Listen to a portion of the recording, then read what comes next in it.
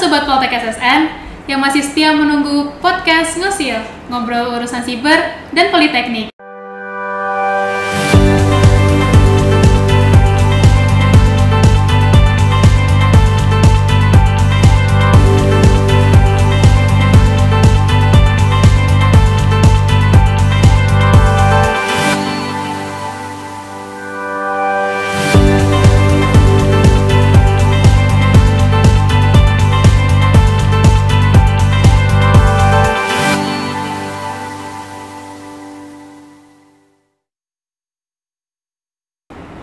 Ngomong-ngomong nih Bang, tadi Abang telah menyebutkan CTF. Kalau boleh tahu CTF sendiri itu apa ya Bang?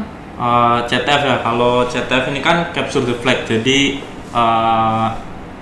kita di challenge memiliki sebuah goals untuk mengambil sebuah objektif. Nah, flag di sini itu berupa string. Jadi memang string atau kata-kata yang ditaruh di dalam sebuah sistem. Nah, kita diinstruksikan untuk meretasnya. Jadi memang ditaruh di dalam sebuah sistem, kemudian kita coba untuk mengambilnya. Nah, caranya bagaimana? Tergantung dari tipe CTF-nya.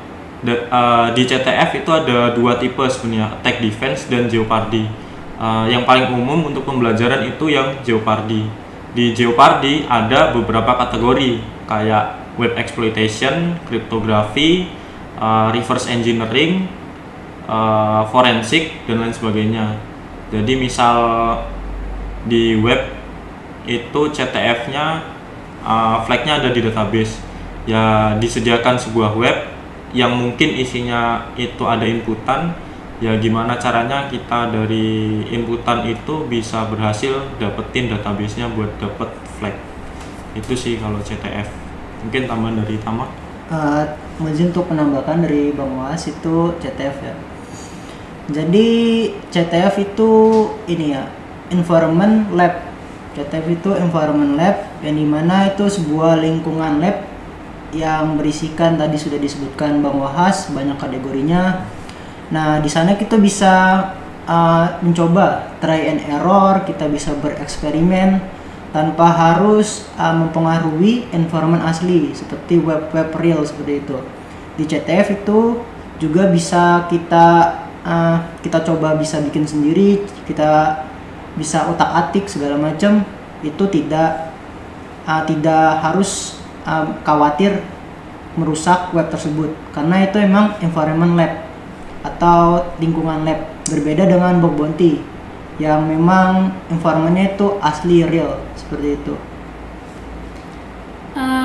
CTF sendiri kan kalau tadi kata abang-abang sebagai media untuk kita belajar bagaimana menemukan kerentanan-kerentanan dari suatu web yang memang sudah dibentuk, sudah disiapkan. Lalu bagaimana langkah untuk kami memulai mempelajarinya Bang? Karena kami kan juga mungkin masih awam seperti itu Bang. Jadi untuk ini ya, langkah-langkah mempelajari CTF banyak kok platform CTF kayak misalkan CTF Learn, Pico CTF seperti itu bisa kalian sign up, bisa kalian daftar langsung, bisa kalian coba langsung, bisa kalian utak-atik segala macam langsung. Itu free, semua itu gratis, bisa kalian coba. Dan juga ada Try Hack Me dan juga ada Hack the Box.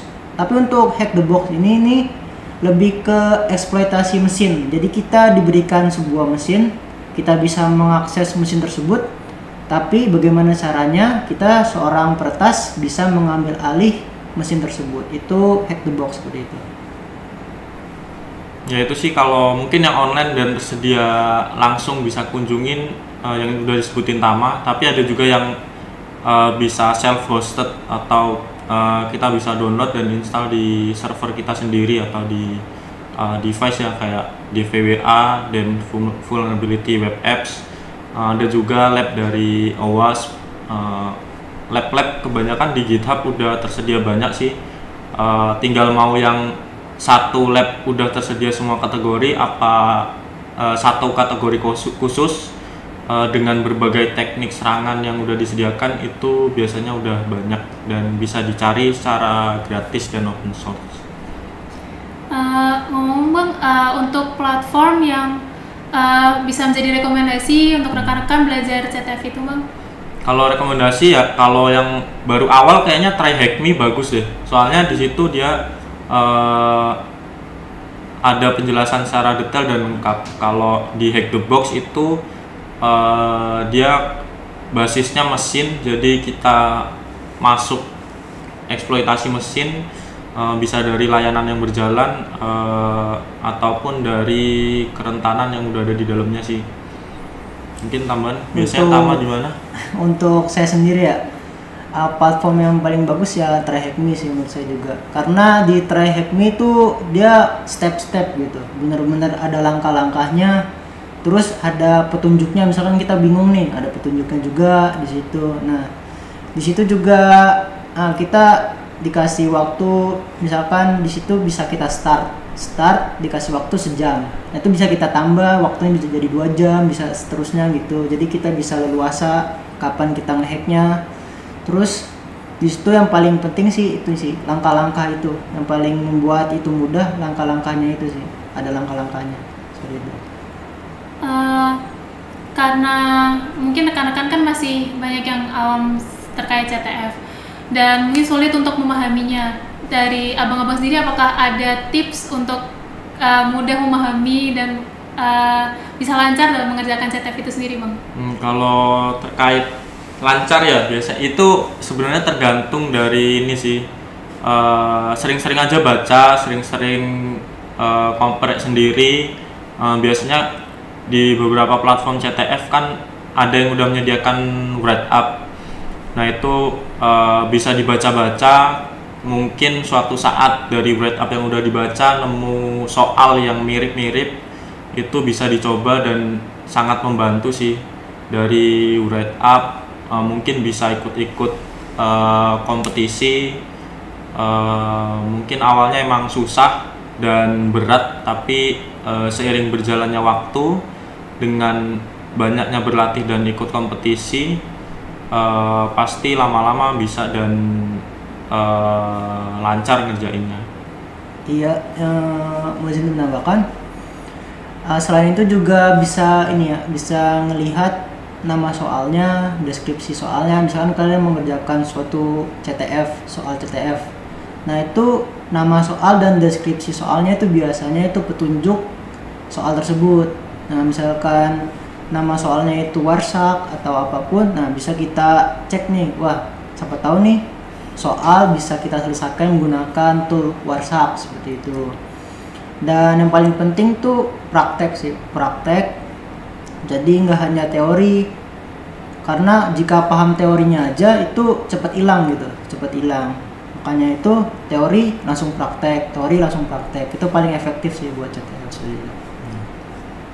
Kalau boleh nih Bang di-share terkait prestasi apa saja yang sudah didapat oleh Taruna Poltek SSN terkait dengan bug bounty dan CTF?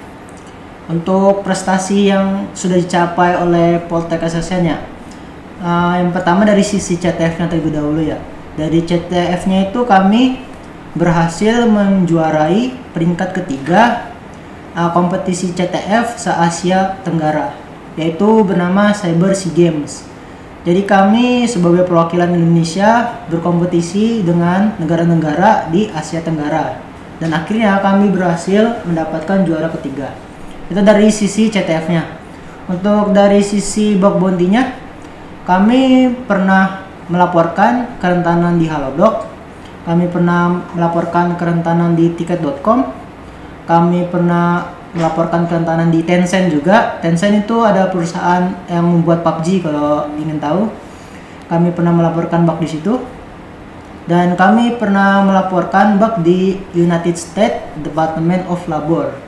Itu adalah departemen di US yang dimana pada bidang pekerjaan ya, seperti keselamatan kerja dan apapun yang berkaitan dengan pekerjaan.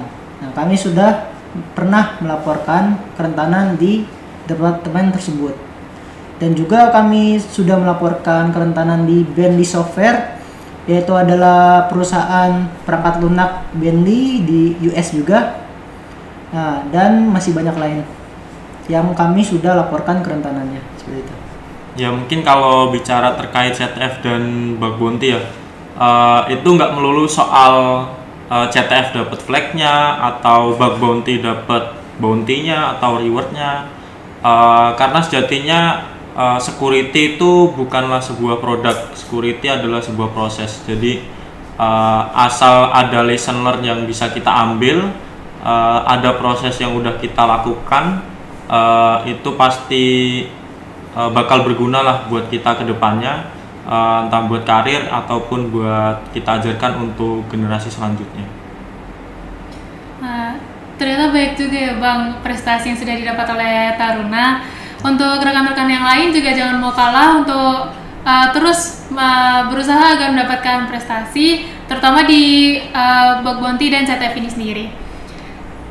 Setelah beberapa pertanyaan yang sudah ditanyakan dan sudah dibahas kali ini, dapat disimpulkan bahwa bug bounty dan ZTF ini ada kaitannya, saling berkaitan. Untuk bug bounty sendiri sudah langsung terjun ke dunia nyata, di mana bug hunter mencari suatu kerentanan dari suatu aplikasi, kemudian dilaporkan sesuai dengan prosedur yang sudah ada. Dan bug hunter sendiri apabila sudah menemukan kerentanan tersebut juga dapat meraih mungkin hadiah dari aplikasinya yang sudah dari developernya sendiri. Kemudian untuk CTF itu sebagai media untuk kita dapat belajar terkait dengan kerentanan dari suatu server, dan ini memang sudah disediakan. Jadi pada intinya untuk kita tidak boleh untuk berhenti belajar dan berlatih dan pantang menyerah juga. Nah, usai sudah di sini diskusi kita bersama Bang Was dan Bang Tama. Terima kasih banyak Bang atas waktunya dan telah mau diskusi bareng sama kita. Semoga dengan semakin baiknya generasi mendatang yang tertarik dengan dunia keamanan siber dapat mewujudkan ruang yang aman untuk data pribadi dan ruang yang lebih ramah juga untuk pengembangan teknologi lainnya. Simak terus episode selanjutnya dari podcast Ngusil yang gak kalah menarik dan informatif juga tentunya. Sampai jumpa!